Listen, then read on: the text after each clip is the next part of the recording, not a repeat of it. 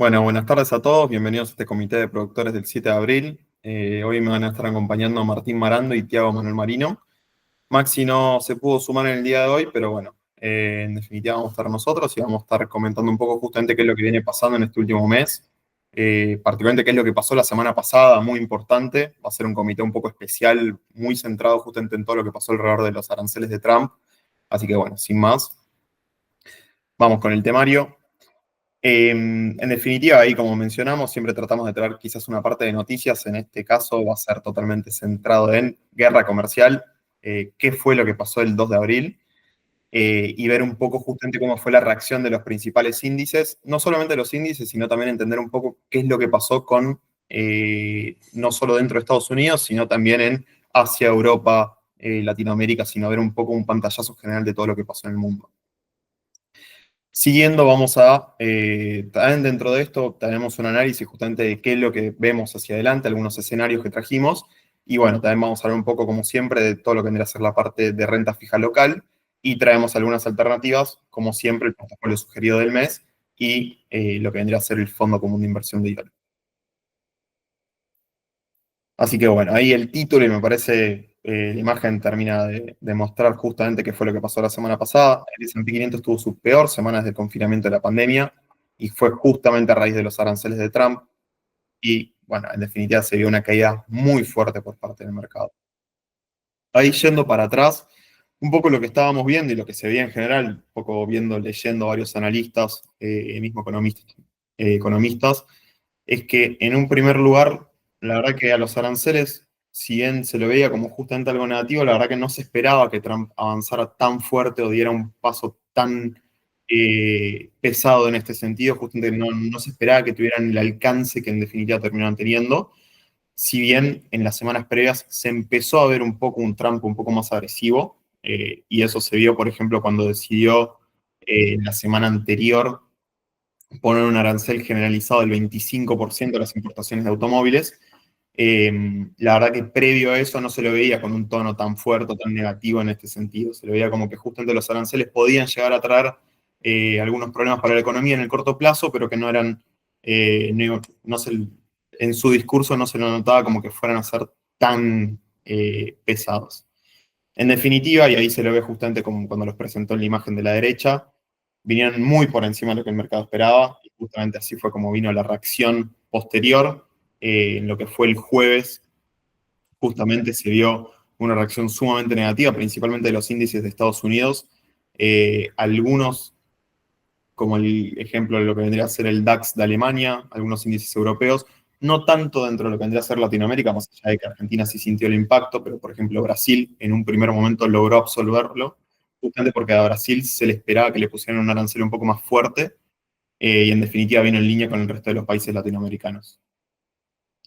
Viendo ahora sí lo que vendría a ser el dato efectivo, vemos que a partir del 9 de abril comenzará a aplicarse una tarifa base del 10% sobre los productos importados desde todos los países, con tasas más elevadas para socios comerciales. Es decir, por ejemplo, para China fue del 34%, para Japón, socio comercial muy fuerte, del 25%, y para la Unión Europea del 20%. Es decir, muy por encima justamente de lo que se esperaba, y llegó lo que vendría a ser la tasa efectiva de tarifas al 25%. Es decir, de un saque la elevó en 18,7%.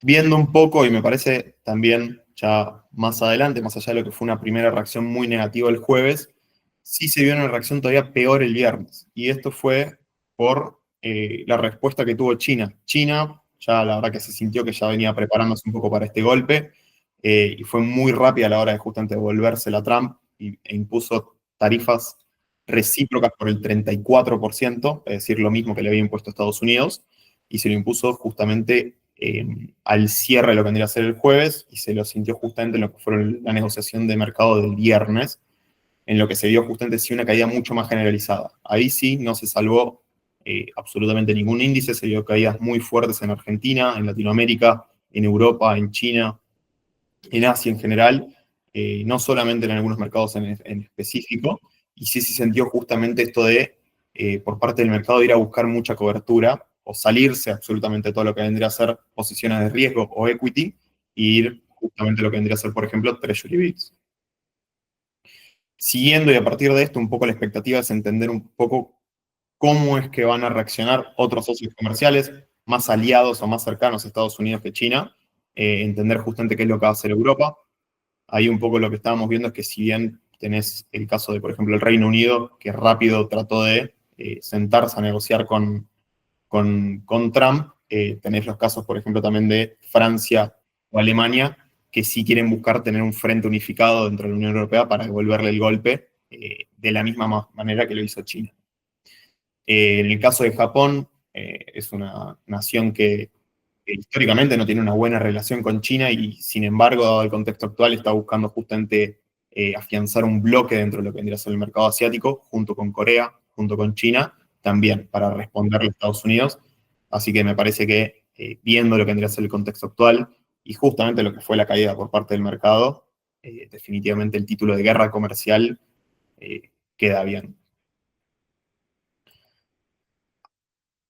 Siguiendo, siempre que tengan alguna pregunta ahí, siempre pueden mandarla al chat.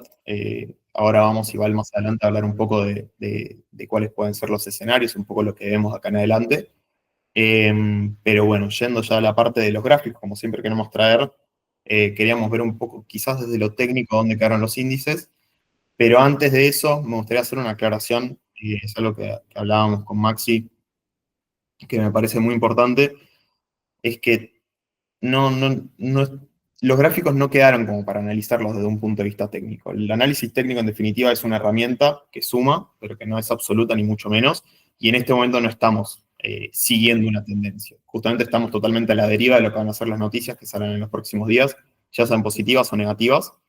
Eh, y bueno, hasta ahora definitivamente lo que fue la reacción de, por ejemplo, Europa, la reacción no en conjunto, pero la reacción, por ejemplo, de lo que se espera de Macron o lo que se espera de Alemania, o la reacción justamente que mostró China, fueron noticias negativas, y bueno, así justamente es lo que está dejando ver el mercado, que muy fuerte tuvo una caída la semana pasada, del 9% por el caso del S&P 500, y que viendo justamente los niveles de soporte que teníamos marcados, rompió con mucha fuerza el nivel de 5.400, que era un soporte importante, rompió también con mucha fuerza lo que vendría a ser el nivel de los 5.120 y hoy, en un primer lugar, rompió por debajo justamente lo que vendría a ser el nivel de los 5.000 puntos, también un nivel que viendo el mercado de opciones tenía cierta muralla, si se quiere, que lo protegía por el lado de lo que vendría a ser las opciones put que hay actualmente, y devolvió un poco en ese nivel, pero en definitiva se lo ve que justamente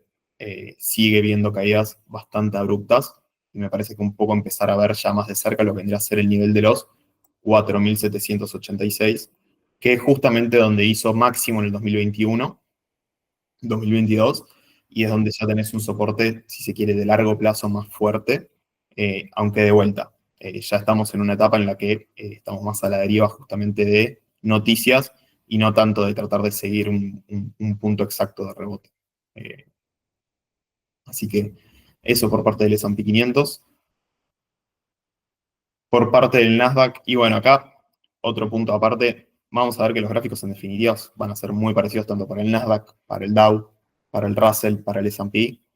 Eh, la verdad que la caída fue muy de la mano en todo y justamente lo que te evidencia es salida de riesgo, vender todo, analizar, contemplar justamente qué es lo que está pasando en estas semanas y desde ahí eh, justamente tratar de tomar una decisión más informada, porque actualmente lo que también falta es entender qué es lo que van a hacer los socios comerciales de Estados Unidos.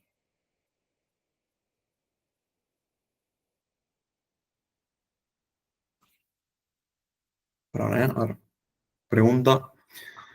¿Por qué creen que hoy descomprimió la tasa de los treasuries? Me parece que ahí el tema de los treasuries también, por un lado, la semana pasada se veía muy fuerte esto de, dicen que China empezó a vender. Un poco lo que veíamos con los treasuries la semana pasada es justamente esto de cómo lo rápido que fue justamente la tasa a buscar el nivel del 4% y se dio justamente una salida de riesgo y compra de todo lo que vendría a ser una posición más segura. Justamente ahí se vio la compra de todo lo que vendría a ser T-bills o treasuries de Estados Unidos. Pero me parece muy importante también entender qué es lo que está viendo la Fed. De hecho, una noticia muy importante la semana pasada, que si no fuera por este contexto estaríamos dando más tiempo para explicarlo, fue que Powell habló, incluso en este contexto en el que ya tenían los aranceles anunciados, parecido, se lo sintió con un tono de, más allá de todo esto y de las repercusiones que puede llegar a tener en la economía actualmente está con un pie sólido, es lo que dijo, y les preocupa, y se nota que les preocupa más el efecto que pueda llegar a tener en la inflación. Así que lejos de ser una Fed que te está mostrando claramente que la reacción que va a tener va a ser una baja de tasa en su próxima reunión o una baja de tasa de emergencia, por lo menos lo que mostró en estos últimos días es de nos preocupa la inflación todavía. Así que, por lo mismo, también más allá del flight to safety, o sea, justamente de tratar de pasarse a treasuries en busca de salirse de todo lo que es riesgo, también entender que, más allá del riesgo de recesión, no necesariamente la Fed va a actuar justamente con bajas de tasas fuertes. Un ejemplo de esto, y ahí ya estamos hablando de un escenario que es de lo peor, si se quiere, dentro de lo que vendrían a ser los escenarios, es escenario de esta inflación, y hay que remontarnos a la época de Volcker, presidente de la Fed de alrededor de los 70s, 80 de Estados Unidos, en las que más allá de que tenía una economía que estaba muy debilitada, tenía una inflación que estaba cercano a más del 10% y por lo mismo él dijo, voy a romper la inflación, no me importa el efecto que tenga en la economía en este momento, porque lo que me importa es de largo plazo hacer que los precios vuelvan a la normalidad, justamente lo que vendría a ser el crecimiento en los precios. Así que elevó la tasa, Estados Unidos entró en una recesión muy fuerte, y no es que estemos diciendo que eso es lo que va a pasar, sino que simplemente ya hay un punto de referencia, si se quiere, como para mostrar que la Fed no necesariamente va a estar viendo el desaceleramiento en un primer plano de la economía, sino también entender que lo que le preocupa es justamente la inflación y que va a estar siguiendo de cerca eso.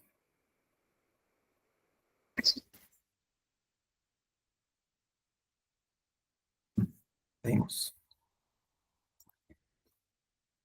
Por parte del Dow, una caída un poco más leve, si se quiere, con respecto a los demás índices, pero en definitiva también leve, entre comillas. Tuvo una caída del 7,72% y ahí se lo ve claramente dos velas muy negativas, muy por debajo de la media de 200, que era un poco el índice que venía zafando un poco de esto. Ahora sí, ya tenemos todos los índices que están en una tendencia negativa, si se quiere, o por lo menos que ya entraron en terreno de bear market, pero que en definitiva, con el apoyo de que tiene un poco más de fuerza por parte de lo que vendría a ser los defensivos, que no tuvieron una semana tan mala como otros, la verdad que sí, igual bastante mal.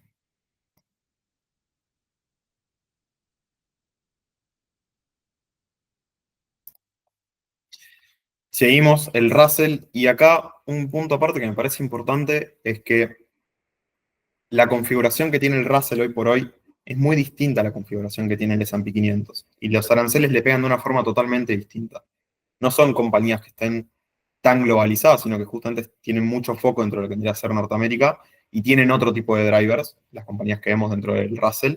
Pero más allá de eso, lo que se vio la semana pasada es que tuvieron una performance totalmente similar. 9% para el S&P y 9,7% para el Russell.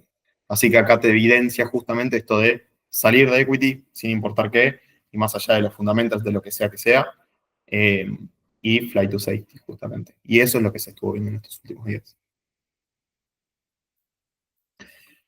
Por parte del VIX, acá justamente lo que se vio fue que en un primer lugar, y me parece importante ahí ver las últimas dos velas, y que también deja bastante claro justamente lo que fue la reacción a los aranceles. En un primer lugar tuvo una reacción súper negativa, lo que fue el jueves, y esto disparó muy fuerte lo que vendría a ser la volatilidad. Pero lo importante es ver cómo el viernes, con el anuncio de China justamente de lo que vendría a ser la represalia, el VIX se disparó muchísimo más, justamente en la búsqueda de contratos para hedgearse con trabajas del mercado, se impulsó muchísimo más y siguió al alza durante todo el día. Vemos justamente que la vela, y lo que te marca es cómo siguió la compra de lo que vendría a ser VIX, de lo que vendría a ser contratos a lo largo de todo el día, distinto a lo que te pasó, por ejemplo, el 5 de agosto pasado, cuando había pasado lo del carry trade de Japón, que tuviste un salto muy fuerte el 5 de agosto, pero que en definitiva esa suba tan abrupta, tan excepcional por parte del VIX, te volvió la mayor parte de la suba en ese mismo día. Acá sí, moviéndonos a lo que vendría a ser tasa, justamente en esto de buscar activos refugio, se vio una caída de alrededor de 25 puntos básicos a lo largo de toda la curva. Justamente los rendimientos más cortos también vieron una caída de rendimiento bastante fuerte también. Hacemos foco siempre en lo que tendría que ser la tasa a 10 años, pero también viendo un poco lo que fue la vela del viernes, en algún punto, justamente lo que fue el inicio del mercado, más alrededor del mediodía, se vio que la tasa de 10 años llegó a estar en 3,84% aproximadamente, 3,85%, pero que en definitiva, tras lo que dijo Powell, justamente tras la conferencia de prensa de Powell, y también con el dato de empleo, que el dato de empleo también fue importante porque la creación vino muy por encima de lo que se esperaba. Bueno, estos dos ayudaron justamente a mostrar que la Fed probablemente no tiene un apuro todavía como para empezar su programa de bajas más agresivas. Así que por eso justamente se vio la volatilidad que hubo el viernes, esto de que los rendimientos se desplomaron en un primer lugar, justamente llegando hasta 3,80, 3,84, 85, pero que en definitiva terminaron cerrando la semana en 4% clavado.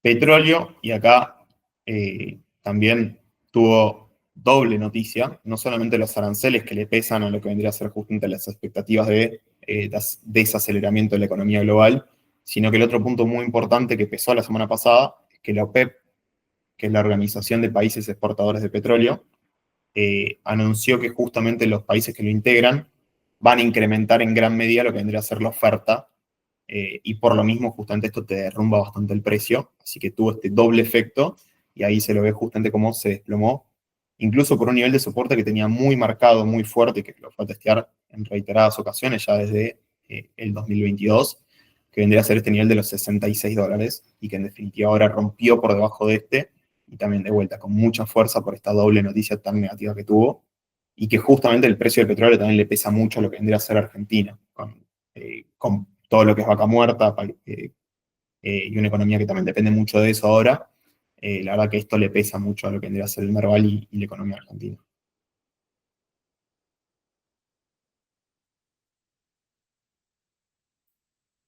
El oro, perdón, estaba revisando a ver si hay algún comentario. Por parte del oro, y acá se nota como la verdad que la semana pasada fue un venta de absolutamente todo, una caída del 2,53% por parte del oro, incluso en un escenario en el que tenías un tratar de volar a todo lo que fueran activos de resguardo. Incluso en este contexto, la verdad que se vieron ventas por parte del oro y bueno, en definitiva terminó la semana 2,53% negativo, más allá de que en definitiva si uno ve la tendencia y cómo viene rindiendo en el año, la verdad que se mantiene esta tendencia positiva, muy distinto justamente a lo que fueron los índices, y que claramente, más allá de lo que fue la semana pasada, no tiene el mismo escenario. Justamente esto es más para riesgo geopolítico, que es lo que hay actualmente, pero bueno, no, no hay que guiarse mucho por lo que fue la caída justamente de la semana pasada, parece a nosotros. Bitcoin, que tuvo una caída del 3%, y acá, si se quiere, destacado para bien, más allá de lo que fue una caída en la semana, y esto está tomado hasta el día domingo. Un poco lo que veíamos acá es que generalmente el Bitcoin correlaciona muy fuerte con el Nasdaq, con los otros, con el S&P, con otros activos justamente, índices, perdón, de renta variable, y en definitiva se vio una caída mucho más leve en lo que fue la semana y no tan fuerte como lo que fue justamente el Nasdaq o el S&P. Así que por ese lado, la verdad que es un punto a destacar para el Bitcoin, pero más allá de eso, tampoco como para cantar refugio de valor justamente acá. En definitiva, lo que se vio fue salida del riesgo y un poco lo que esperamos en las próximas semanas es que se siga dando una salida del riesgo. Así que por lo mismo, ojo con Bitcoin, que por lo menos de una configuración técnica tampoco está en un punto atractivo. Vemos que está por debajo de las medias y que las mismas ya cruzaron por debajo de la media de 200. Así que más allá de una caída leve, si se quiere, para lo que uno esperaría la semana pasada, eh, un poco más cuidado, justamente, o más cautela con respecto a lo que vendría a ser criptomonedas. Y por último, el Merval, dentro de lo que vendría a ser renta variable. Acá un poco lo que veíamos y lo que ya veníamos comentando hace algunas semanas es el hecho de que justamente el Merval viene haciendo esta acumulación, o por lo menos viene venía aguantando muy bien lo que vendría a ser este nivel de soporte que acá marco, justamente alrededor de los 1800, que vendría a ser justamente donde hizo un máximo en la presidencia de Macri, y que en definitiva logró romper por encima de ese canal bajista que había formado desde lo que vendría a ser el pico, el máximo del 2025, además que se había subido a lo que vendría a ser la media de 21 días. Más allá de eso y más allá de tratar de mostrar resiliencia con lo que había sido un panorama internacional muy desafiante en las semanas anteriores a los aranceles, en definitiva la semana pasada sí terminó eh, de seguir a los demás índices. Veíamos que Latinoamérica en un primer lugar no había reaccionado tan mal a los aranceles con respecto a otros índices, por así decirlo, pero sí el viernes se dio una caída muy fuerte y en definitiva el Merval, con su plus, si se quiere, justamente de beta con respecto a los otros índices, tuvo una caída muy abrupta la semana pasada y que siguió de la misma forma el día de hoy.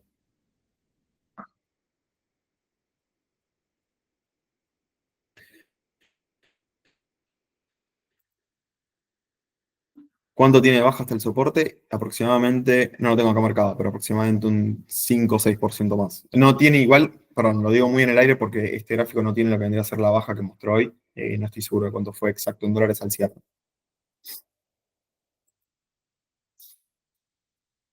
Y bueno, ahora sí. ¿Y ahora qué? Justamente la pregunta de qué es lo que vemos o por lo menos cuáles son los escenarios que vemos hacia adelante. Y ahí un poco lo que veíamos con el equipo es que habíamos planteado tres escenarios distintos. El primero, que vendría a ser el escenario base que nosotros tenemos, es una reducción gradual de los aranceles. Y ahí un poco lo que esperamos es que más allá del título, que uno lo pueda tomar como algo optimista justamente, sí esperamos que la volatilidad persista en el corto plazo a medida que justamente se dan estos movimientos de negociación, si se quiere, de Trump y de Estados Unidos con otros países, y se mira un poco cuál va a ser la reacción por parte de los principales socios comerciales. De hecho, justamente en un primer lugar, uno puede esperar que las represalias sean contestadas con otras represalias por parte de Estados Unidos. Un ejemplo claro fue lo de China, que hoy mismo Estados Unidos le dijo, bueno, ahora te voy a meter otro 50%. Corríjanme con el número, que no estoy seguro, no me acuerdo si era 50%, pero hoy dijo que iba a anunciar otro incremento más en lo que vendría a ser la tarifa base que había planteado en un primer lugar, justamente contestando a la contestación de los aranceles recíprocos de China el viernes. Así que en el medio de todo ese tit for tat, como le están diciendo, la verdad que esperamos que haya mucha volatilidad y la verdad que vemos un contexto muy adverso, por lo menos en el corto plazo, incluso después de lo que habían sido las bajas, incluso después de lo que fueron estas bajas recientes. Pero bueno, en definitiva, un poco lo que estamos viendo también es que, mismo de los comentarios de lo que vendría a ser Scott Bessent, que es el secretario del Tesoro de Estados Unidos, diciendo que estamos en el límite superior de lo que vendrían a ser los aranceles impuestos generales que van a terminar estando. Así que hay espacio justamente para negociaciones, hay espacio para que sigan bajando. En definitiva, lo que vamos a ver es qué tanto se mueven los aranceles de acá en adelante, pero ese es el escenario base que tenemos actualmente. El escenario favorable, que este es al que menor probabilidad la verdad que le damos, es una reversión rápida de las medidas, y esto era un poco lo que habíamos visto a principio, más a principio de año, con lo que fueron los aranceles que en un primer lugar le impusieron tanto a Canadá como a México, que un poco con presión por parte de los privados locales, justamente terminaron dando vueltas justamente con lo que vendrían a ser los aranceles de estos dos países, pero la verdad que lo vemos muy poco probable. Primero, porque Trump mismo ya dijo que estos aranceles van a quedar. Y segundo, justamente por toda la propaganda y la fuerza que le dieron justamente este anuncio en la previa. Justamente Trump lo anunció como Día de la Liberación Económica. Así que por lo mismo es muy difícil ver justamente que dé una marcha atrás en este momento. Y por último, ya lo que vendría a ser el escenario adverso, es que en definitiva los aranceles permanezcan donde están, y más allá de que permanezcan donde están, también entender que las represalias de los socios comerciales sean en definitiva también bastante fuertes, es decir, que la Unión Europea, por ejemplo, de un bloque, eh, organice un bloque justamente dándoles aranceles recíprocos bastante pesados, y que lo mismo se vea en otros países del mundo, y que en definitiva los aranceles queden bastante en línea con lo que están actualmente, y esto la verdad que donde están desencadenaría, o probablemente, muy probablemente desencadene lo que vendría a ser una recesión económica en Estados Unidos. Así que por lo menos es un escenario adverso y que justamente la verdad que le damos más probabilidad por lo menos a lo que vendría a ser un escenario favorable justamente ya en este punto. Pero bueno, el escenario base sigue siendo de volatilidad en el corto plazo, eh, pero de que a partir de este punto sí se empieza a ver una reducción general en los aranceles, ya yendo por lo menos a las próximas semanas.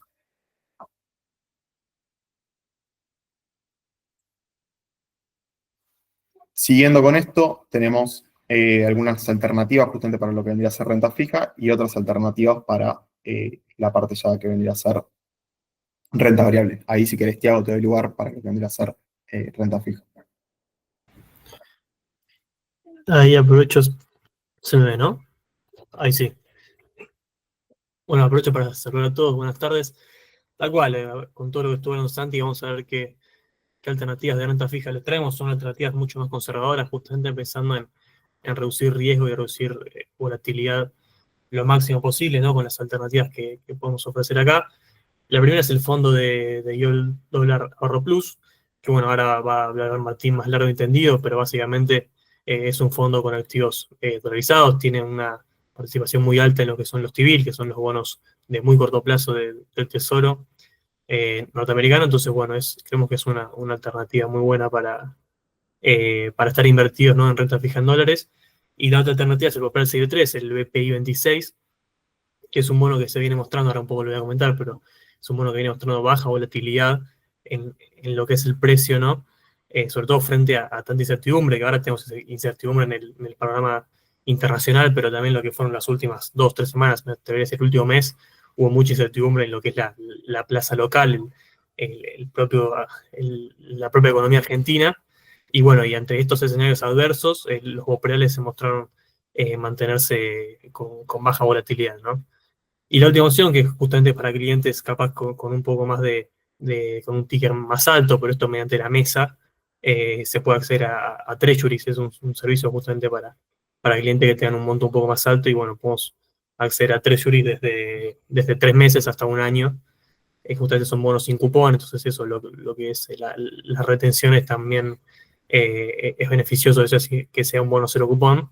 Así que bueno, esas son las tres opciones de renta fija, capaz un poco más conservadoras que traemos, y ahora igual vamos a hablar un poco más también de otras recomendaciones no tan conservadoras, o hasta inclusive en pesos.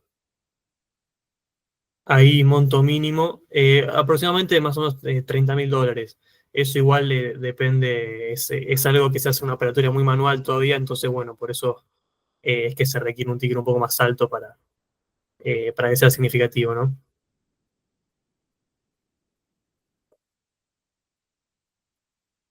Ahí veo que salta otra punta con los treasuries.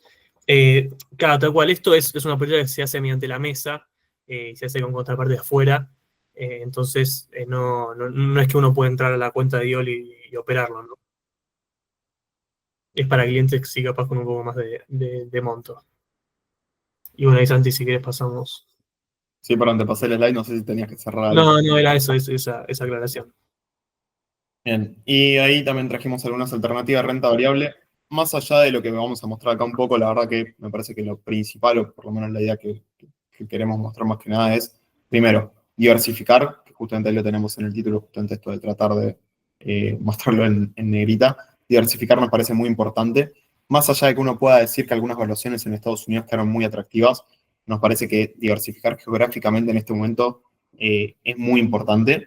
Y también me parece que mantener cierta liquidez o flexibilidad en este momento, sobre todo que está más sujeto uno a lo que vendría a ser noticias de afuera que otra cosa. La verdad que no se están viendo los fundamentals de ninguna compañía, simplemente se está siguiendo justamente qué es lo que está pasando a nivel macro, qué es lo que está pasando con Trump, y me parece que es lo único que hay que seguir en este momento, por lo menos en el corto plazo.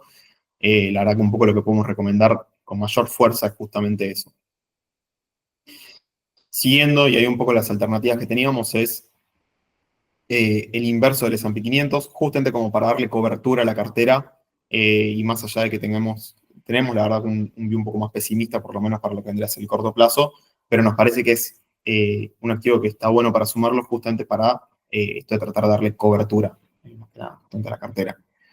Otro ETF que nosotros lo pusimos dentro de lo que vendría a ser el reporte es el EWZ de Brasil, justamente por el hecho de que los aranceles no le pegaron tanto a Brasil como se esperaba.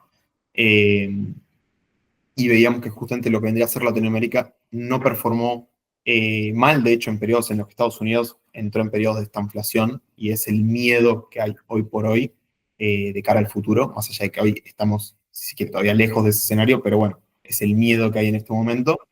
Y también va de la mano justamente de esto de tratar de diversificar geográficamente. Europa y China vienen teniendo una muy buena performance en lo que va del año, pero sentimos que en estos niveles también siguen estando, la verdad, que bastante expuestas. Y por lo mismo también dentro de lo que vendría a ser diversificar, le damos un poquito más de fuerza a lo que vendría a ser Latinoamérica, perdón. Y dentro de Latinoamérica, Brasil por un tema de evaluaciones y también porque tener un driver tan claro como vendría a ser justo entre las elecciones, que si bien todavía falta, pero nos parece que es un driver muy fuerte, podía andar bastante bien. Más allá de esto, me parece también muy importante resaltar que dentro de lo que vendría a ser renta variable, no quedarse, si se quiere, justamente que después de la caída hay papeles que quedaron muy baratos. Me parece muy importante ver que ya a partir de mitad de este mes vamos a empezar a ver un poco lo que vendrían a ser las presentaciones del primer trimestre, perdón, de empresariales. Y en estas presentaciones van a tener que ajustar el guidance, que son guidance que del trimestre anterior venían bastante optimistas, y ahora que incorporan todas estas noticias, ahora que incorporan justamente el peso de los aranceles, van a tener que ajustarlas y van a tener que dar un view justamente mucho más negativo. Así que por lo menos de momento no aferrarse a unas evaluaciones que están atadas a un crecimiento que de momento es falso. Así que me parece muy importante seguir justamente cómo se van a desenvolver o cómo va a ser las presentaciones de los CEOs, qué es lo que tienen para decir justamente en estas presentaciones de resultados que arrancan ahora ya la semana que viene aproximadamente los primeros.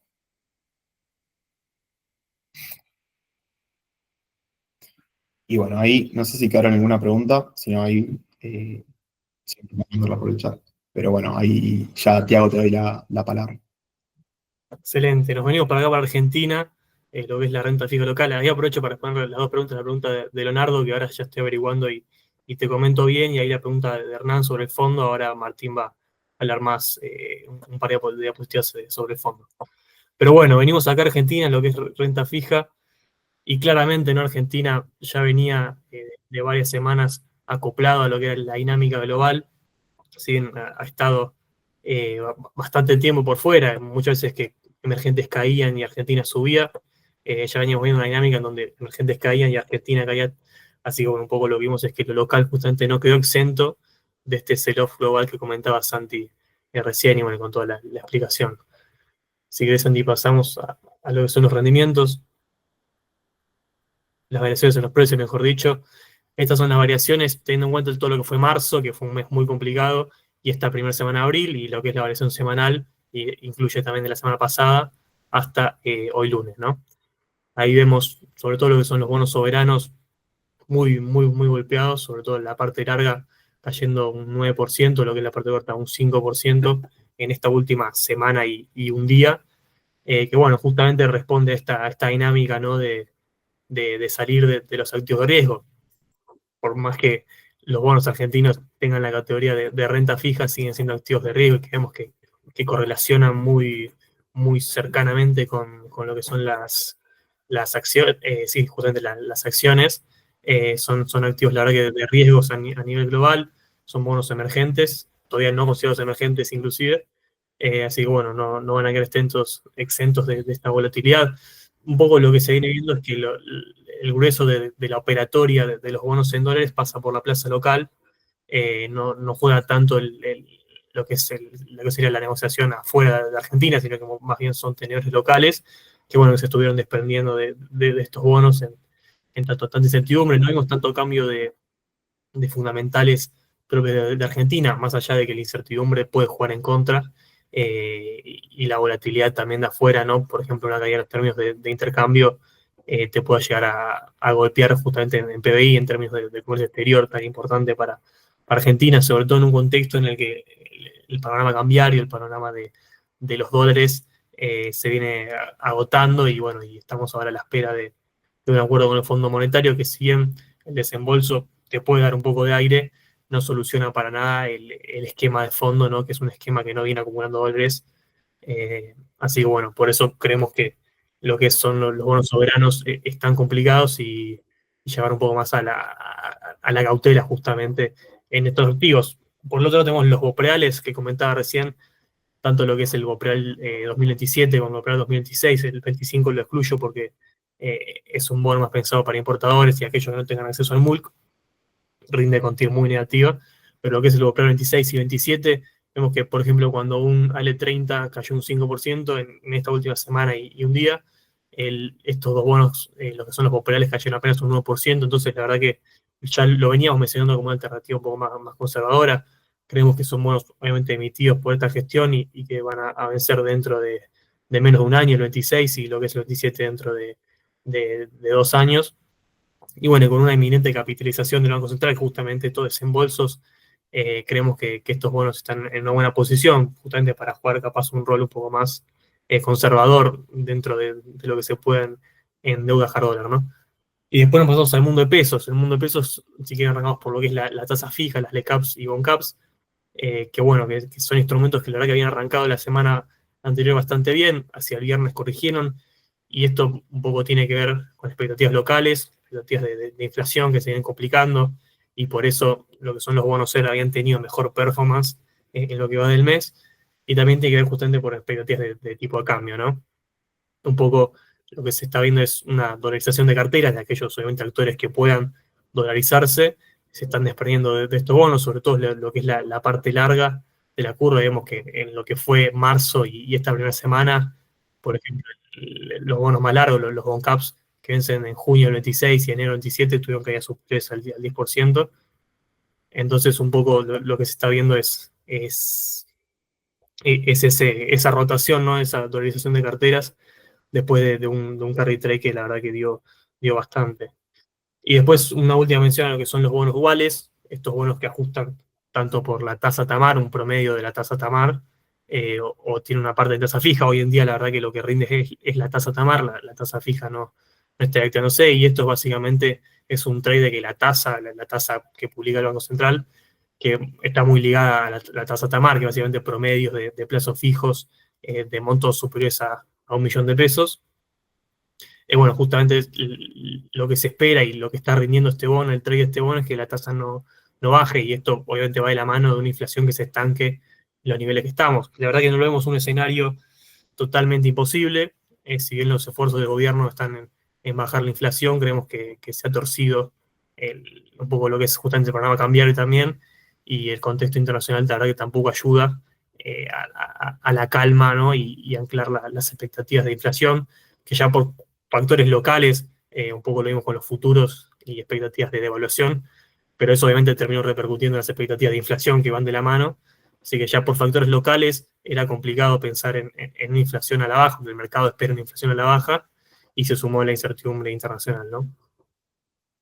Ahí vi una consulta. En estos precios es conveniente comprar algo real para pagar impuestos. Entiendo que te referís a la opcionalidad del put, ¿no?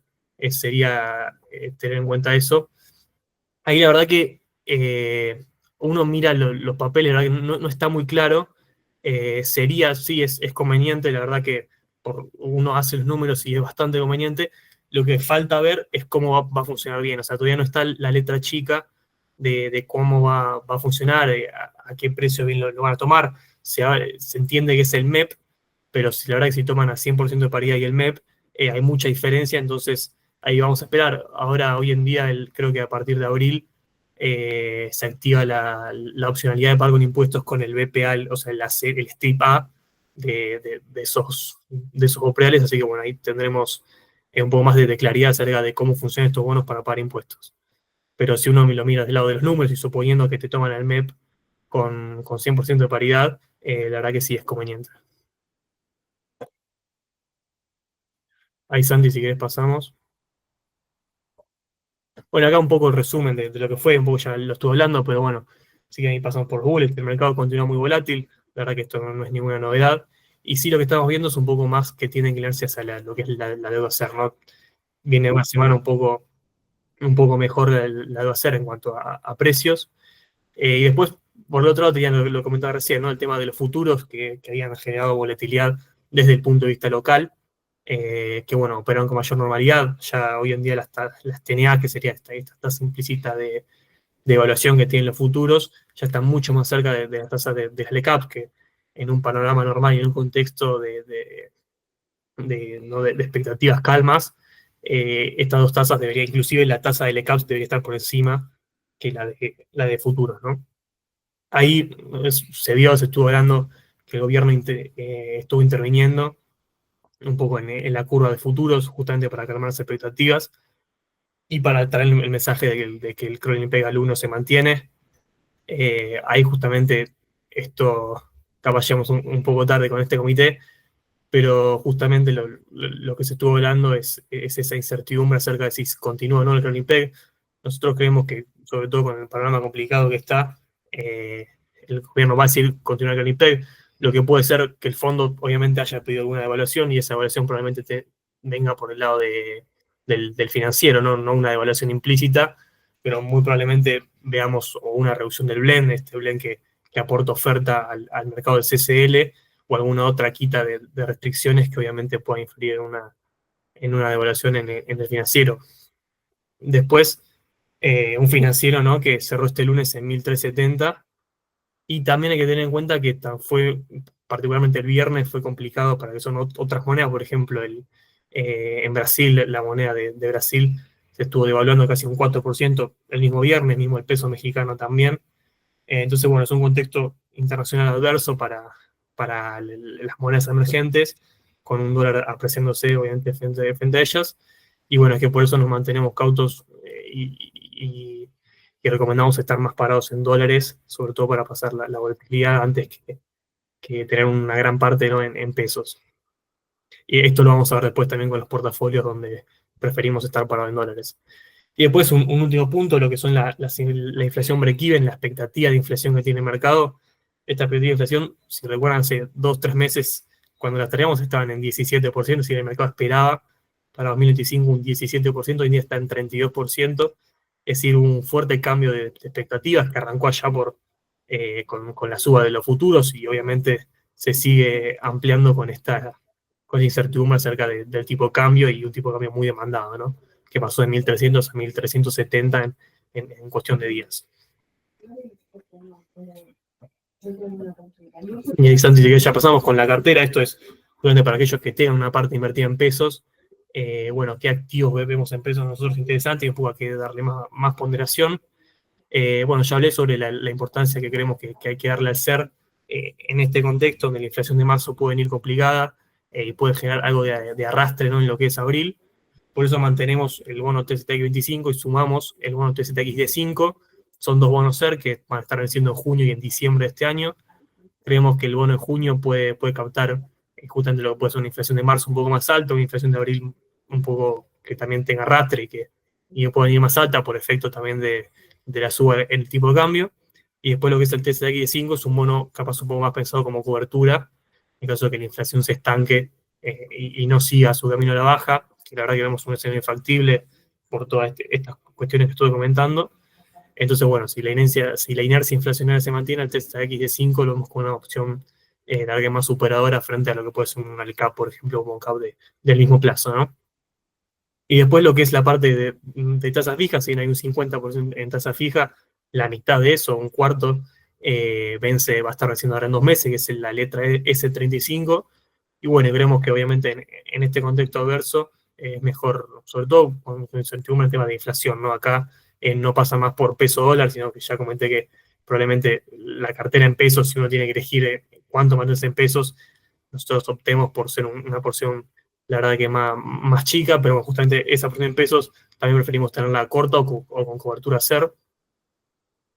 Y después pasamos al último activo, que es el Boncap T13F6, es un bono que rinde, hoy creo que llega a rendir 3.30 de tasa mensual, que bueno, que creemos que es una tasa bastante interesante, y en el caso de que se dé un buen escenario de inflación, hay que tener una parte de la cartera ponderando esto. La cartera funciona como un conjunto, tenemos cobertura SER, tenemos un poco de tasa fija corto para mantener ahí un devengamiento de tasa, y después también apostamos a algo un poco más largo, con aproximadamente un 25%, creemos que hay que darle una asignación pequeña a este bono, que en el caso de que las cosas salgan bien, es un bono, la verdad, que es más que interesante. Y ahí veo una pregunta, bonos dólar link. Bonos dólar link con vencimiento post elecciones. La verdad que los bonos dólar link estuvieron muy demandados y la verdad que las tasas que quedaban ya eran tasas muy bajas. Es decir, creo que la última licitación del bono dólar link que vence post elecciones en enero, llegó a rendir a inflación más cero. Y si vos lo comparabas justamente con lo que era una LECAP, por ejemplo, o este mismo bono T3F6 que vence apenas un mes después, para que el diferencial era muy grande y la devaluación tenía que ser muy significativa era prácticamente liberalización del cepo. Entonces, a nuestro gusto lo que son los bonos dólar link, ahí emitidos por el Tesoro, han quedado un poco caros, porque hubo mucha expectativa, ¿no?, de devaluación. Como subieron los futuros, los bonos dólar link subieron de la mano y habían quedado caros, la verdad que para nuestro gusto. Obviamente, si uno lo quiere comprar como cobertura y necesita justamente cobertura de dólar oficial, es una opción mucho más que válida, pero si uno no lo necesita verdaderamente y quiere hacer una apuesta, creemos que han quedado un poco caros. Ahí veo que también preguntan sobre ON Dollar Link.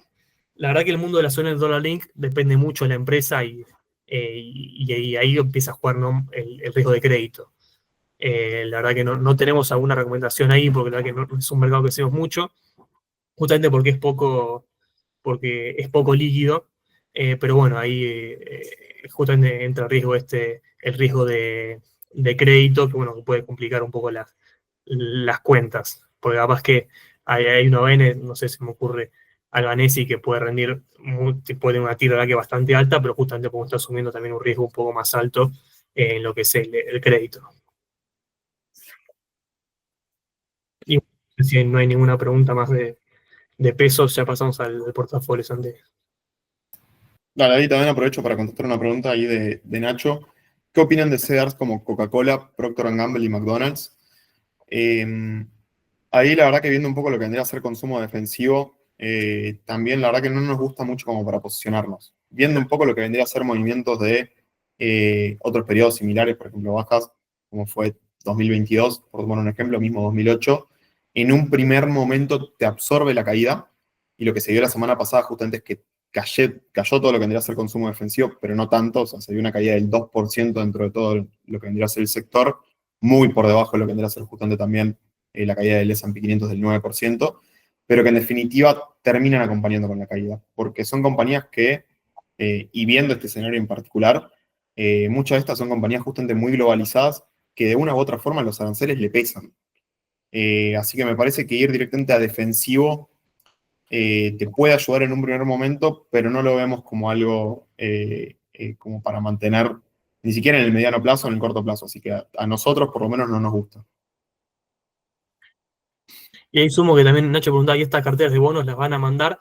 Estas carteras las sacamos aproximadamente cada 15 días de bonos porque necesitamos llevar un seguimiento un poco más actualizado y está en la página de reportes de IOL como un reporte para empresas. Lo pensamos justamente, las empresas suelen tener la mayor parte de inversiones o liquidez en pesos, entonces bueno, es un reporte más pensado para empresas, pero prácticamente aplica también para cualquier persona que quiera invertir en pesos. Y ahí también sumo que la presentación igual después la compartimos. Tal cual. Bueno, ahí sí, vamos con los portafolios. Portafolio sugerido de abril, viendo un poco lo que fueron los rendimientos, sí se vio, la verdad que un mes muy desafiante. Si uno ve lo que vendrían a ser los rendimientos en dólares, tuviste un dólar MEP que subió un 9%, justamente tomando lo que vendría a ser el mes de marzo, y por lo mismo ahí se ve justamente como el retorno en dólares, la verdad que fue bastante negativo. En el caso del conservador fue del 2,5%, en el caso del agresivo del 4,6%, pero incluso en ese contexto, la verdad que vemos que ambos portafolios lograron superar lo que vendría a ser el plazo fijo y en línea, por lo menos el agresivo, con lo que vendría a ser la inflación. En el caso del conservador, muy por encima de esto. Así que también ahí viendo un poco cómo fueron los benchmarks, incluso en un mes que la verdad que fue súper desafiante. No solamente por la caída reciente de lo que vendría a ser renta variable internacional, sino también porque fue un mes complicado para todo lo que vendría a ser renta fija local. por más de que ya con todo lo que viene pasando parece que quedó bastante lejos, pero no, fue en marzo. Viendo ya lo que vendría a ser los rendimientos de los activos, uno por uno, lo más destacado dentro de lo que vendría a ser el portafolio conservador fue Berkshire Hathaway, que justamente lo habíamos hecho esa rotación el mes pasado, buscando justamente posicionarnos en BRKB en lugar del S&P 500. La verdad que la rotación funcionó muy bien y ahí lo vemos justamente con el 6%, como incluso en dólares tuvo un rendimiento del 6,6%.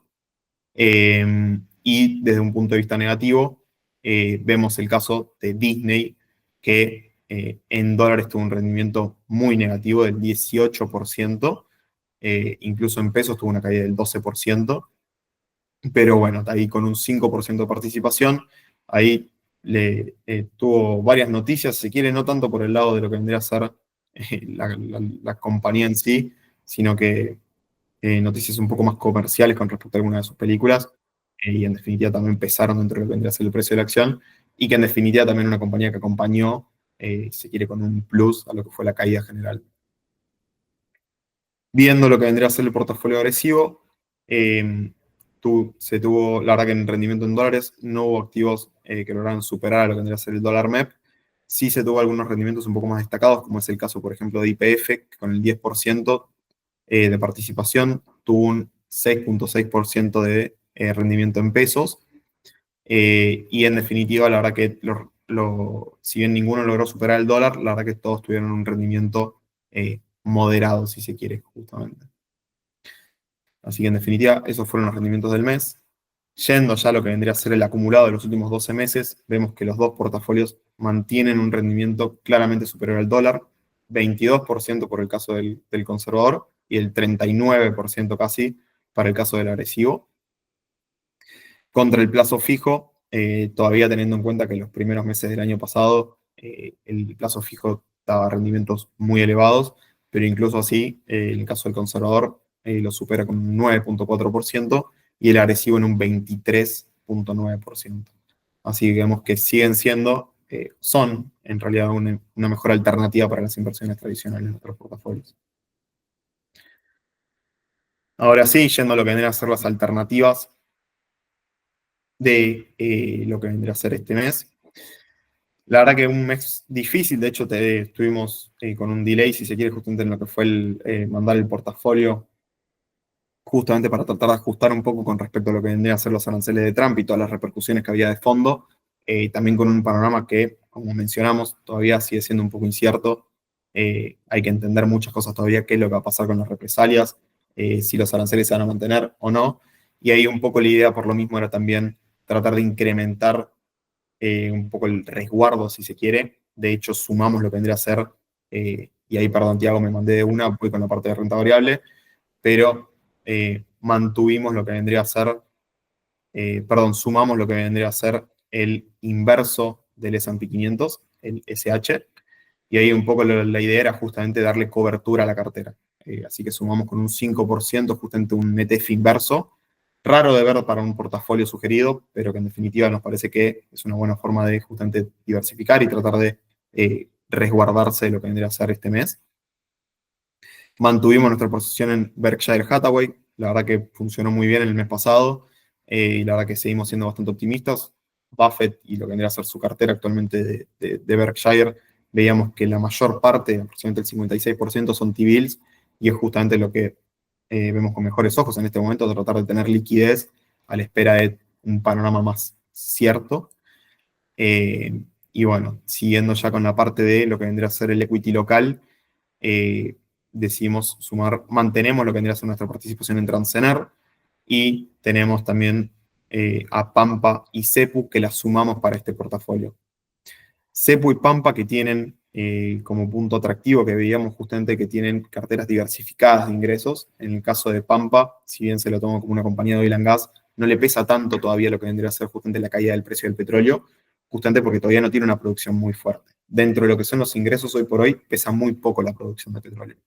Sí se espera que de cara a lo que vendría a ser 2026, primer trimestre de 2026, ahí ya empiece a sumar con mucha más fuerza, dado que ahí es cuando esperan que empiezan a incrementar mucho más agresivo lo que vendría a ser la producción. En el caso de Cepu, decidimos sumarla con un 5%. Ahí lo que nos gustaba de CEPU también es un poco el management y la idea justamente de tener un portafolio de ingresos tan diversificado. Ya el año pasado venían sumando lo que vendría a ser participación en actividad forestal. Este año se quieren meter de lleno en todo lo que vendría a ser actividad minera y es de las muy pocas compañías que lo están haciendo dentro de lo que vendría a ser el norte argentino y que cotizan justamente en el equity local. Y por lo mismo, la verdad que es una compañía que no solamente tiene la pata eh, de lo que vendría a ser ingresos estables por parte de lo que vendría a ser regulados y una posición desendeudada, sino que también le damos crecimiento a futuro de la mano justamente de estas adquisiciones que está haciendo y la habilidad que tiene el management, la realidad, justamente como para poder hacer adquisiciones atractivas. Por último, y perdón el desorden justamente a la hora de nombrar los activos, sería el sector de comunicaciones, decimos sumarlo con un 5%. Ahí un poco lo que estábamos viendo es que nos pareció que el sector quedó con una buena cartera de activos para el contexto. Lo que vendría a ser el sector de comunicaciones en general no le pesa tanto los aranceles en sí, no es de forma directa. Tiene compañías que son más de software, justamente como es el caso de Google o de Meta, que si bien tienen un pie agresivo, dentro de lo que vendría a ser el sector, la verdad que vienen bastante compensadas por compañías como es el caso de Verizon, T-Mobile o AT&T, que justamente también son compañías que los aranceles no les pegan de frente, por así decirlo, y que justamente tienen esa ventaja de tener ingresos que no fluctúan mucho. Así que por eso decimos sumarla con un 5% incluso en este contexto. Y ahí, bueno, ahí Tiago te doy ya pata con renta fija. También pasando a lo que es el 65% de renta fija, si arrancamos con dólares, un poco yo les comentaba que hoy vamos a hacer una ponderación mayor a los dólares, tenemos un 45% en dólares, un 25% se mantiene en lo que es el fondo de IOL, y otro 20% está en el strip C del Global 2027. Este strip básicamente tiene la opcionalidad de rescate anticipado a partir de abril de 2027. Así que creemos que es un bono que es interesante, es un bono que está rindiendo hoy en día más de 11%, cerró hoy. Entonces, bueno, la verdad que sobre todo creemos que tiene un riesgo, la verdad que un poco menor que lo que puede ser un soberano, sobre todo por el tema plazo y el tema eh, riesgo Banco Central, una inminente no capitalización. Entonces, bueno, mantenemos estas dos opciones, creemos que son dos opciones muy, muy buenas para un portafolio más conservador justamente y que pueden enfrentar muy bien periodos de volatilidad, como vimos con el Bopreal, y también les va a comentar Martín con el fondo. Y después el otro 20% que se mantiene en pesos, no son alternativas muy diferentes a las que comenté recién, mantener la LECAP de mayo, la S35, un 10%, donde justamente sumamos un poco también de ponderación corto en tasa fija, y después lo que es el bono SER, justamente pensando en un poco más una tasa real positiva que debe rondar el 10%, eh, para mantener rendiendo por encima de la inflación en lo que es en pesos y sobre todo pensando en un tipo de cambio real que si se mantiene en estos niveles justamente estarías ganando también eso en dólares. Y si no se mantiene en esos niveles tenemos la parte en dólares que lo cubre, así que bueno, creemos que es una cartera muy bien pensada para un portafolio más conservador que no esté dispuesto a asumir tanto riesgo, ¿no?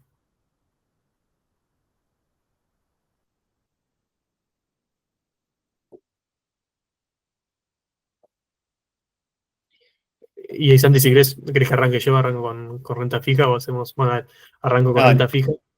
Que tenemos un 45% en lo que es la alternativa con mayor potencial, y de este un 25%, es decir, prácticamente más de la mitad, está en lo que es el bono AL30.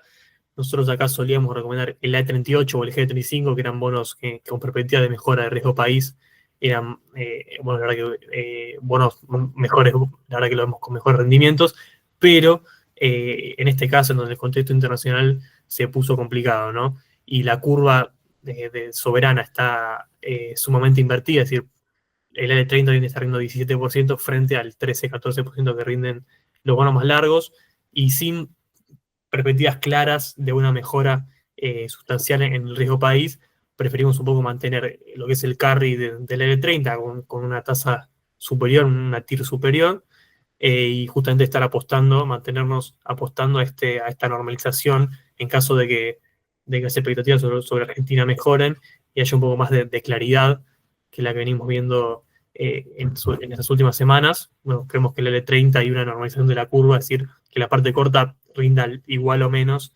que la parte larga. Por eso hicimos la rotación del L30 y también mismo lo vimos recién con la variación de precio, ¿no? Cuando los bonos caen, la verdad que el L30 mostró caer menos que lo que es la parte larga, entonces frente a un panorama complicado, vemos mantener el carry de la L30. Y después lo que es la parte en pesos, son dos bonos que comentaba recién en la cartera en pesos, el TZX de 5 con un 10%, justamente para mantenerse cubiertos ante un riesgo de inflación, y creemos que es un bono que puede estar más demandado por el mercado en el caso de que los números de inflación de marzo vengan por encima de las expectativas, por encima del 3%. Y también somos una ponderación al Bond Cap, que justamente apuesta al escenario un poco al contrario, pero creemos que son puntos de entrada interesantes para este Bond Cap con vencimiento en febrero del 26. Bueno, y ahí paso con la parte de renta variable. Decimos mantener el 15% de la participación que teníamos en Argentina, y ahí aprovecho justamente para contestar la pregunta sobre si sostenemos YPF, que me imagino que viene por el lado de que la semana pasada tuvo una caída bastante pesada, dado que justamente le pegaron por varios frentes. Caída de Argentina, contexto internacional durísimo, como ya habíamos hablado, y una baja del petróleo también muy pesada a raíz de una noticia que el mercado la verdad que no lo tenía previsto. Así que todo eso justamente desembocó en una caída muy abrupta para YPF, pero viendo un poco justamente la verdad que los fundamentos que ya venimos hablando hace tiempo, justamente estos catalizadores claros que tiene Argentina de buscar justamente mayor entrada de flujo extranjero a raíz de lo que vendría a ser salida del cepo, elecciones de medio término. La verdad que justamente Galicia y YPF como líderes del mercado argentino son las que mejor paradas están para recibir ese flujo. Son las que tienen mayor liquidez justamente en los papeles, ya sea los bancos, Galicia que es el más grande, y por el lado del sector energético, que aparte tiene el plus de este crecimiento tan fuerte que tiene proyectado en Vaca Muerta, la verdad que YPF también lo acompaña muy bien los números, así que por ese lado, y más allá de lo que viene siendo una caída que ya quedó descontada la semana pasada, a nuestro entender, la verdad que decimos mantenerlo dentro de lo que vendría a ser el portafolio. Siguiendo con la parte de CDRs, sumamos un 10% para lo que vendría a ser el EWZ, que vendría a ser el índice de Brasil. Ahí un poco lo que estábamos viendo era justamente esto de que para los inversores que quieran o que deseen, incluso en este contexto, empezar a sumar un poco lo que vendría a ser activos de riesgo, veíamos mejor parado por diversificación geopolítica justamente a Brasil, y es un poco justamente lo que hablamos, ¿no? Esto de que los inversores que quieran salirse de Estados Unidos pueden empezar a ver hacia otras partes geográficas, y en ese caso ya tenés a China y Europa que vienen performando muy bien en el año, y que si quiere están un poco en el centro justamente de lo que vendría a ser la escena en este momento, así que por lo menos de momento si hay un mercado que vemos que podía performar mejor, justamente podría ser Latinoamérica, y dentro de Latinoamérica nos parece que a Brasil lo sustenta justamente las evaluaciones que quedaron bastante pesadas, bastante rezagadas, perdón. Por lo mismo decimos sumarlo ahí con un 10%. Dentro de Brasil, una alternativa que si se quiere la separamos un poco, pero que sigue siendo uno de nuestros activos favoritos, es Nubank, que viendo un poco los números donde está, viendo justo entre el crecimiento que tiene y las razones que a nuestro entender fueron muy injustificadas por las que les pegaron en la última presentación de resultados, la verdad que Nubank la vemos como una muy buena alternativa de largo plazo, así que decimos mantenerla en la cartera, más allá de que un poco la estrategia que tenemos para lo que estábamos viendo mismo para este mes y acá en adelante, es que no queríamos tener una participación muy pesada en activos particulares, es decir, en compañías particulares. Decidimos, más allá de eso, mantener el 10% de Nubank, pero sí recortamos en el caso, por ejemplo, de Uber, que dentro de lo que es Estados Unidos, si bien es una compañía que nos gusta y que también no sentimos que le pegue tanto de cara o de frente, sí, de forma indirecta si se quiere, pero no de frente el tema de los aranceles, más allá de eso, la verdad que decimos recortar y ponerle un 5% desde el 10% que tenía el mes pasado. Otro que decimos sumar dentro de lo que vendría a ser este portafolio es Meta, que ahí un poco lo que estamos viendo es que dentro de lo que vendría a ser software, la verdad que es una compañía que, al igual que Google, Google ya había quedado en un precio, la verdad que bastante razonable, Y si bien la verdad que el contexto a nosotros no nos gusta en este momento para todo lo que vendría a ser equity, sí vemos que Meta como una jugada de largo plazo, la verdad que nos gusta muchísimo, tanto por la corrección que tuvo hasta ahora, como justamente cómo le pegan los aranceles, que de momento la verdad que justamente todo lo que vendría a ser software y ellos los ingresos son principalmente por publicidad, la verdad que lo vemos bien, como las métricas que tienen actualmente, la verdad que es una compañía que nos gusta mucho, y con la caída vemos que ya quedó bastante en precio. Siguiendo, también, al igual que en el portafolio conservador, decimos sumar al SH, que vendría a ser el inverso del S&P 500, justamente como para tratar de hedgearse o hedgear un poco lo que vendría a ser la cartera, y un 5% en el XLF, que sigue siendo nuestro sector, que por lo menos la verdad que nos gusta, uno de los que más nos gusta en este momento, pero que también decidimos restar un poco la participación que teníamos del 10%, y en este caso quedó con un 5%. Así que eso vendría a ser un poco la cartera que quedó para este mes. No sé si quedaron preguntas, perdón por la hora, no, nos pasamos bastante porque también ahora va a estar Martín hablando del fondo. Pero bueno, cualquier duda ahí estamos en los comentarios también. Bueno, ahí, gracias Santi por la intro. Como van a todos, voy a comentar un poco ahí lo que fue marzo para el fondo y un poco recapitulando lo que fueron estos primeros meses desde el lanzamiento para los que no saben, en noviembre. El fondo la verdad que siguió creciendo bastante fuerte, hoy en día estamos casi en 140 millones de dólares de patrimonios bajo administración, somos uno de los fondos más grandes de lo que es hard dollar en el mercado local, estamos dentro del top 5, así que eso también para comentar sobre los clientes. En lo que fue marzo tuvimos suscripciones netas por 12 millones de dólares. Ahí fuimos el número 2 dentro de si comparamos contra el segmento corporativo, lo que es flujo. Así que también por ese lado seguimos creciendo muy fuerte. Yendo a lo que es el retorno, que es un poco lo que obviamente más pondera. También en marzo fuimos el segundo fondo con mejor rendimiento dentro de lo que es el segmento corporativo y fuimos el tercer fondo con mejor retorno dentro de lo que es el segmento discrecional. Así creo que son dos métricas bastante importantes para tener en cuenta. Tuvimos un retorno positivo de 0,5%, eso anualizado te da un 6%. Nosotros seguimos con el target inicial del 7%, obviamente para que lleguemos a ese target del fondo debería haber rendido aproximadamente 0,57%. Como ustedes saben, es una cartera que se va evaluando día tras día, o sea, tiene el mark to market incorporado, y eso hace que tenga cierta volatilidad, por así decirlo. Sin embargo, es una volatilidad muy baja, es una volatilidad que anualizada te está dando 2,6%, lo pueden ver contra los retornos diarios, si lo comparan contra otros activos, tanto a renta fija como algunos índices, la verdad que la volatilidad de fondo es bastante baja. Cuando vemos el retorno acumulado, tiene 1,5%, esto es hasta el 31 del 3, que fue el cierre de marzo. Obviamente, si uno lo analiza, no va a estar dando el 7%. ¿Por qué? Porque febrero, la verdad que fue un mes bastante duro.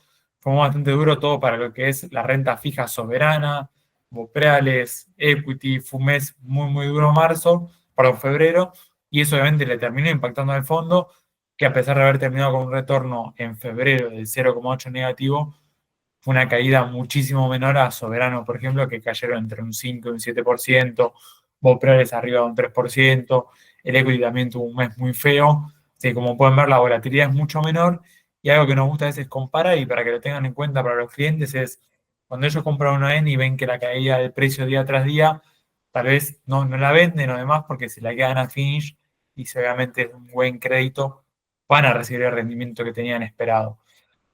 Bueno, la cartera de fondo es un poco similar, o sea, la cartera de fondo se evalúa día tras día y por eso pueden ver la volatilidad, pero sabemos que dentro de un año el retorno proyectado se estaría cumpliendo, ¿no? Obviamente en el mark to market, como digo, hay volatilidad y si nosotros vemos que el rendimiento no se puede cumplir, vamos a estar comentando y vamos a estar bajándolo, pero por el momento el target del 7% sigue estando presente. Ahí recapitulando un poco los meses, desde la salida, 4 meses fueron positivos y un solo mes fue negativo, que fue febrero, pero bueno, la caída de febrero fue del 0,8% y viene arrastrando un poco lo que va del año. Sin embargo, seguimos manteniéndonos, como comenté, con el target del 7%, incluso 7,2% está la TIR hoy del fondo. Y como comentamos siempre, es para un plazo mayor, por lo menos a 90 días, por esta volatilidad que pueda haber, como estamos teniendo actualmente. Siempre recomendamos para clientes que sean muy conservadores y que el flujo lo necesiten de acá a una semana, un mes, y la verdad que no es la mejor alternativa del fondo, es mucho mejor alternativa a la cuenta remunerada o un money market por una cuestión de esta volatilidad que puede tener el fondo en el día tras día con un contexto de mercado como el actual. Sin embargo, para plazos un poquito mayores, mayor a 90 días y demás, el fondo sigue siendo una excelente alternativa y obviamente tener en cuenta esto que estuvimos comentando ahora. Ahí si quieres, Sandy, pasamos a la siguiente slide. Para que vean un poco, estuvimos haciendo muchos cambios desde de lo que fue febrero y marzo. Hoy en día la cartera quedó con una excelente composición, creemos. Como pueden ver, debemos ser una de las pocas alternativas de mercado que tiene un 25% de la cartera, esto es más de 30 millones de dólares para el tamaño del fondo, que está invertida en letras del Tesoro norteamericano de muy corto plazo. Más que nada, tenemos entre 1, 3 y 6 meses, una pequeña ponderación en un año, así que es una gran parte del fondo y le brinda mucha solidez y mucha liquidez también. Estos son instrumentos muy líquidos y que ante una eventual salida de fondos, la verdad que tenemos una gran porción que está afuera y además esto es si el canje tiene valores o se dispara ante mucha incertidumbre, piensen que un 25% de la cartera, si se venderían todos estos títulos, se estaría trayendo a un valor mayor, ¿no? Porque un dólar afuera suele valer más que un dólar local, hoy el canje sigue estando bajo, llegamos a estar hasta hace no muchos meses atrás, el canje llegó a estar en 3%, después fue comprimiendo, hoy en día está en 0,10%, 0,15%, así que piensen que si el canje se dispara, tenemos un 25% de la cartera que está en letras del Tesoro norteamericano. Por otro lado, las ONs, acá tenemos un 47% de la cartera, son ONs de muy buena calidad crediticia, mayormente obviamente está en el sector oil and gas, porque es donde hay más emisiones, compañías de muy buen crédito y que no tienen descalce de moneda. Después tenemos participación en lo que es servicios financieros que tienen acceso también a los dólares. También tenemos sector de real estate, energía eléctrica. Es una cartera muy diversificada. Y después tenemos una porción en pagarés, que estos pagarés van devengando y les baja muchísimo la volatilidad del fondo. Es un 10% en pagarés. Y después, títulos públicos de Argentina, tenemos un 15%, dentro de los cuales casi un 4 y pico por ciento es de BOPREALES, que tienen mucha menos volatilidad. Y es un poco hoy el trade que estamos viendo en el equipo y para el fondo. La verdad que los BOPREALES es una excelente alternativa porque rinden bastante más que un bono corporativo, pero tienen mucha menos volatilidad que un bonar o un global, que si bien tienen rendimientos muy atractivos, la verdad que tienen muchísima más volatilidad para las carteras. Y un poco como comentó Tiago, ahora vamos a hablar un poco más de la estrategia, pero la verdad que el trade de compresión de riesgo país hoy es un poco más complicado. Y dentro de ese 10% que queda, sacando los bopreales, tenemos un mix entre bonares y globales, más que nada en la parte corta de la curva y un poco en la parte larga.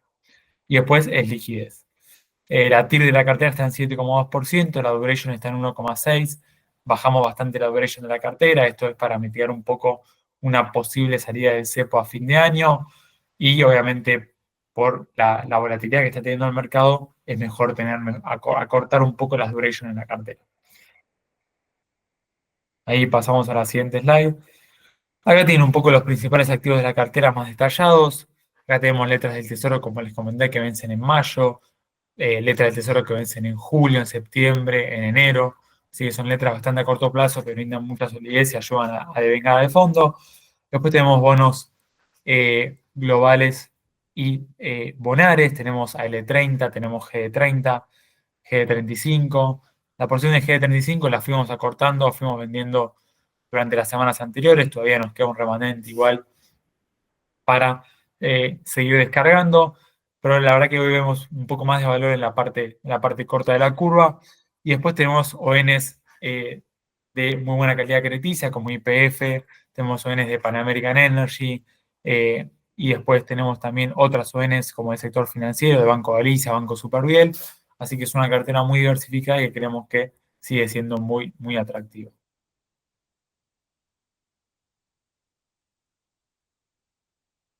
Pasando a la parte de estrategia, fui comentando un poco ya, pero para resumir, preferimos instrumentos con menor duration, todo lo que es el segmento corporativo, esto es instrumentos que venzan 2026, 2027, tratamos de acortar, fuimos acortando e incluso fuimos incorporando muchos papeles de 2026. Después la liquidez, obviamente tenemos liquidez para afrontar si tenemos rescates y demás, y por si es necesario bajar la volatilidad. La liquidez sigue siendo más acotada porque tenemos mucha atomización de los clientes y eso nos permite bajar un poco la liquidez. Sin embargo, creemos que tenemos un nivel bastante sano para amortizar cualquier evento como estuvimos transitando. Otro aspecto de la cartera también es que el 45% de la cartera vence en el 2025. Esto disminuye parte de la salida o el riesgo que presentaría una salida de cepo no tan ordenada. Tenemos gran parte del flujo que nos va a entrar en este primer semestre, así que es algo muy positivo de destacar. Por otro lado, la participación en soberanos vamos a seguir manteniéndola menor al 15% porque creemos que dando valor con un fondo con poca volatilidad, los clientes, la verdad que creo que se pueden quedar un poco más tranquilos. Vamos a seguir incorporándolos, pero vamos a tener mayor ponderación en BOPREALES que en bonares o globales. Y acá, como comentó Tiago, el trade de compresión de riesgo país hoy está un poco más complicado. Preferimos apostar más a una normalización de la curva y esto es que los rendimientos más cortos se acomoden un poco respecto a los más largos. Así que ahí vamos a seguir manteniendo nuestra ponderación en L30 y GD30. Y por último, la posición de TVs también se la vamos a seguir manteniendo el 25%. Y obviamente que si los rendimientos vuelven a comprimir, o vuelven a subir un poquito, pero la verdad que para los precios o para los rendimientos, mejor dicho, que nosotros fuimos incorporando, tenemos espacio para tomar ganancias y que eso lo iremos diciendo por el momento. Sí, es una cartera, como ven, muy diversificada, que está preparada para soportar eventos como los que estamos transitando y lo van a ver, si obviamente el rendimiento tal vez en estos días no sea el mejor, van a ver que la volatilidad es muchísimo menor a los activos y a las caídas que estamos viendo en todos los demás instrumentos y que obviamente vamos a seguir gestionándolo muy activamente para seguir mitigando la volatilidad día tras día. Ahí que Juan preguntó por el material gráfico, ahí seguramente Santi vamos a estar compartiendo la presentación, así tienen los materiales. Y recuerden que en la landing de IOL están todos los datos actualizados con el fact sheet del fondo, la cartera, los rendimientos y demás para que puedan compartirlo con sus clientes. Así que no sé si hay alguna duda, si no, creo que podemos dar por cerrado y nos quedamos esperando a ver si alguien tiene alguna inquietud, tanto del fondo como de otra cuestión. Perdonen la hora ahí que nos extendimos, pero bueno, había muchos temas, mucha incertidumbre local e internacional, así que gracias para todos los que bancaron hasta el final. Trump da mucho de qué hablar.